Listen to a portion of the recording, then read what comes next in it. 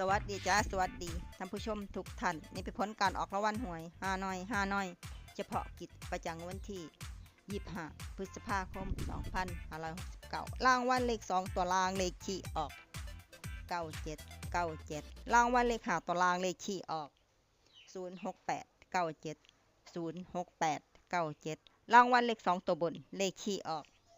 2121รางวัลเลข3ตัวบนเลขที่ออก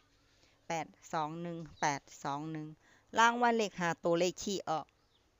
95821นี่ก็เป็นผลออกรางวัลหวยฮาน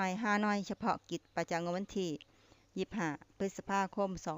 2569ขอให้โชคดีมีชัยถูกหวยฮานอยเฉพาะกิจได้รับเงินกันทุกคนด้วยจ้าฝากไว้ด้วยจ้าซับสไครบ์กดติดตามและเป็นกำลังใจขอบคุณทุกท่านที่เข้ามารับชมและรับฟัง